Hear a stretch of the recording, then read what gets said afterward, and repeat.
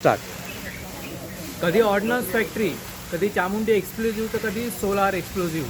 आणि आता स्फोट झालेला आहे तो काटोल येथील SBL एनर्जी लिमिटेड या कंपनीत, जिथे डेटोनेटर्स बनवण्याचं काम मोठ्या प्रमाणावर सुरू होतं. सकाळी 7 वाजताच्या सुमारास इथे स्फोट झाला, जिथे डेटोनेटर्सच्या पॅकिंगचं काम प्रामुख्याने सुरू होतं. त्यावेळेला इथे बहुतांश हा जे युनिट आहे तिथे नोनल 1, 2, 3 यापैकी नोनल 2 मध्ये 36 जण काम करत होते. त्याच्यात बहुतांश महिला होत्या, आजूबाजूच्या गावच्या महिला होत्या. पॅकिंगचं काम सुरू होतं आणि अचानकपणे ब्लास्ट होतो आणि इथले जेवढे युनिट आहेत ते ध्वस्त झालेले आहेत, आपण बघू शकतो. आणि जवळपास 15 लोक इथे मारले गेल्याची भीती व्यक्त करण्यात येते आहे. अद्यापपर्यंत अधिकृत आकडा समोर आलेला नाही आहे, कारण की अनेक जे शव आहेत किंवा अनेक जे जखमी आहेत ते अजूनही अडकून पडले असल्याची भीती आहे.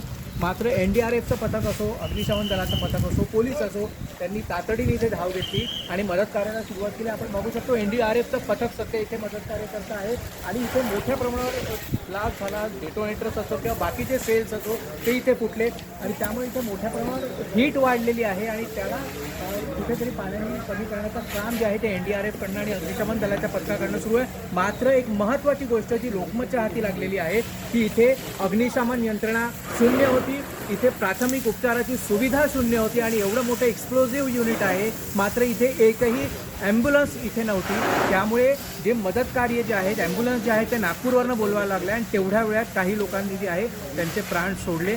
त्यामुळे या एकूणच घटनेसाठी जबाबदार कोण याची चौकशी होईल. पेसो आणि इतर संघटना, इतर ज्या संस्था आहेत त्यांच्याकडनं चौकशी होईलच, मात्र या संपूर्ण प्रकरण जे आहे ते एकूणच बेजबाबदारपणाचं इथे हद्द जी आहे ती दिसून येते. कारण की ना प्राथमिक उपचार, ना कुठल्याही प्रकारची इथे सुरक्षा यंत्रणा जी आहे ती इथे नव्हती आणि त्यामुळे निष्पाप कर्मचारी जे आहेत, निष्पाप महिला आहेत, त्यांना आपला प्राण गमवावा लागलेला आहे. आणि आजूबाजूची जेवढी इथे खेडी आहेत, होळीची तयारी सुरू होती आणि होळीच्या रंगाचा पूर्णपणे बेरंग झालेला आहे आणि एक काळरात्र आपण म्हणतो, इथे काळाची सकाळ या पूर्ण भागाला अनुभवायला मिळालेली आहे.